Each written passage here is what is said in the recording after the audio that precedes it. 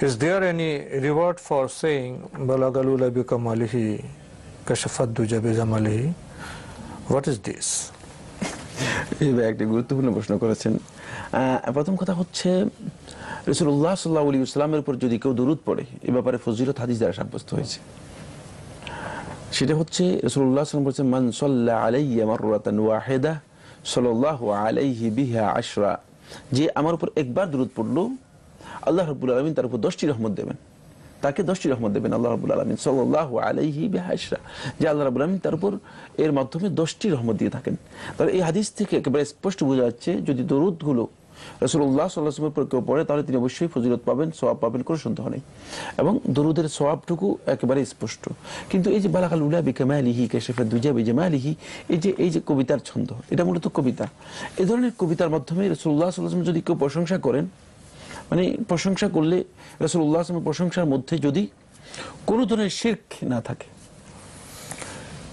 দ্বিতীয় হচ্ছে কোনো ধরনের গুলু, এটাকে আরবিতে বলা হয় গুলু, বাংলায় বলা হয় অতিরঞ্জন, বাড়াবাড়ি, যেটা বাড়াবাড়ি যদি না থাকে, কোনো ধরনের শিরক না থাকে, কোনো ধরনের বাড়াবাড়ি না থাকে, এবং তৃতীয় নম্বর হচ্ছে রাসূল সাল্লাল্লাহু আলাইহি ওয়াসাল্লামের প্রশংসা মানে এমন পর্যায়ের প্রশংসা যে প্রশংসা করতে রাসূলুল্লাহ সাল্লাল্লাহু আলাইহি ওয়াসাল্লাম নিষেধ করেছেন, এমন কিছু যদি না হয়, এই তিনটি শর্তে যদি কোনো ব্যক্তি প্রশংসা করে, সেটা কবিতার মাধ্যমে হতে পারে, সেটা গানের মাধ্যমে হতে পারে, তিনি অবশ্যই সওয়াব পাবেন।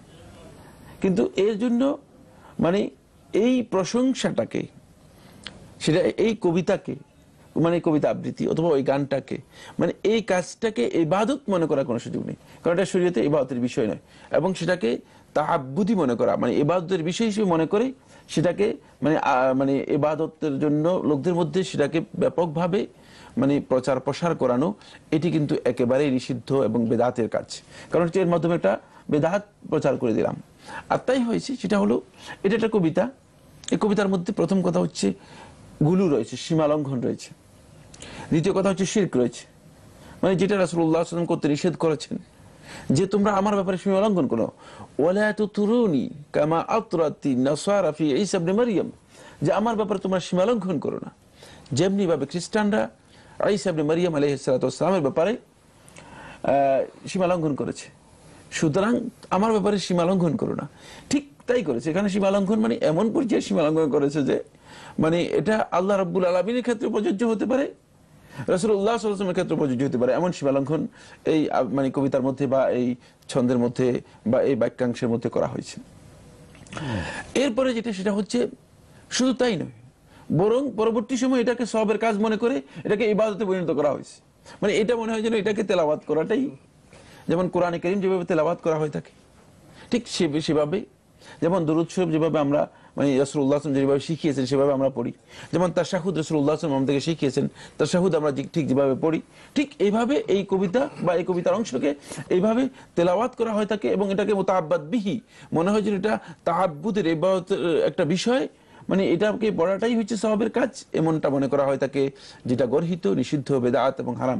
এই কাজটা এখন বেদাতে পরিণত হয়ে যাওয়ার কারণে এটা অনেক পরবর্তী যুগে, মানে প্রায় বলা যেতে পারে হিজরি মানে 1200 শতাব্দীর দিকে জনৈক লেখক মানে কবি তিনি এটা লিখেছেন। এটা তার কবিতার আবেগ।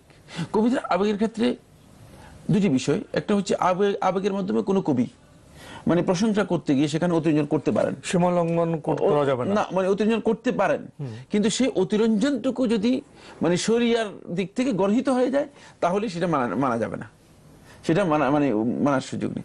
কিন্তু যদি অতিরঞ্জন করেন আর সেটা যদি শরীয়তে মানে নিষিদ্ধ এমন কোনো বিষয় না হয়ে থাকে, তাহলে অতিরঞ্জন বলতে মানে সুন্দরভাবে প্রকাশ করার বিষয়টা বলছেন। প্রকাশ করার ক্ষেত্রে তিনি হয়তো এমন তিনি একজন বললেন যে মানে একজনকে উদাহরণ দিলেন যে ইনি হচ্ছেন এক বিশাল সমুদ্র, এমন এই সমুদ্রের মধ্যে মানে কোটি কোটি মণিমুক্তা লুকায়িত আছে, মানে এটা অতিরঞ্জন হয়ে গিয়েছে, কোনো সন্দেহ নেই।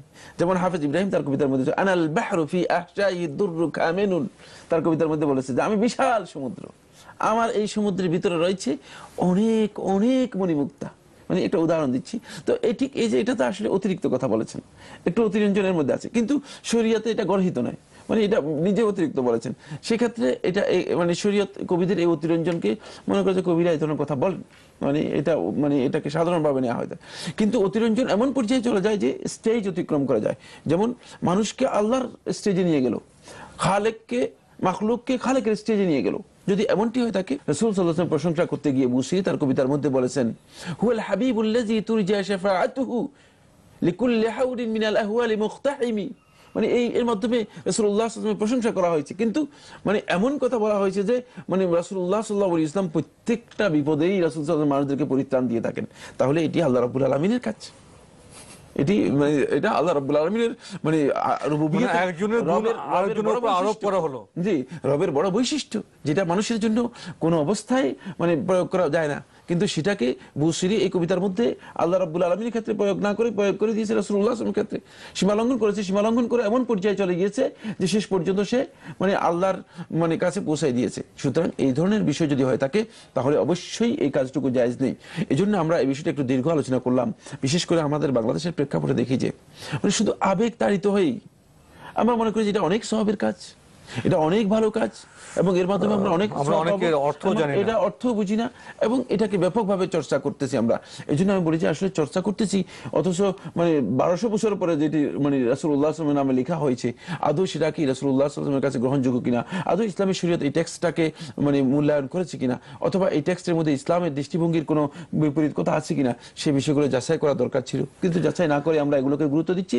সুতরাং এই কাজগুলোকে ইবাদত হিসেবে গ্রহণ করা এটি মূলত উচিত নয়, এটি বিদআতে রূপান্তরিত হবে। আপনি তো স্পষ্ট করে বলেছেন যে রাসূলের শানে আমরা দরুদ পড়ব, এটা ইবাদত।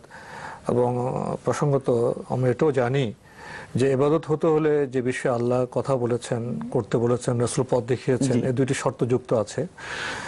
কিন্তু কবিতার ক্ষেত্রে আমরা তো ইবাদত মনে করি না, কিন্তু কেউ যদি সীমার মধ্যে ইসলামী মর্মবাণী কবিতার আকারে প্রকাশ করে, তাহলে এই যে তার কাজটা, এই যে সময় ব্যয়টা, পরিশ্রমটা, এর মাধ্যমে তিনি কোনো সওয়াব পাবেন কিনা? বলেছি এর মাধ্যমে কবিতা হোক, গান হোক, অবশ্যই তিনি সওয়াব পাবেন। এটা ইবাদত নয়, ইবাদত নয়, ইবাদত হলো সেটা ইবাদত হিসেবে চালু করে দেওয়ার কোনো সুযোগ নেই। তারও তো আমরা অনেক ইবাদত চালু করে ফেলবো। এই সূক্ষ্ম সেটা বলছি আমি, আবার এটা দ্বিরুক্তি এই জন্য করলাম যেন আমাদের যারা দর্শক স্পষ্ট হয় যে ইবাদত হতে হলে আল্লাহ বলতে হবে, রাসূল পথ প্রদর্শন করতে হবে, দলিলের মাধ্যমে সাব্যস্ত হতে হবে। কিন্তু যদি কেউ ভালো কবিতা লিখেন, তার ভালো নিয়তের জন্য, ভালো কাজের জন্য তিনি সওয়াব তো পেতেই পারেন।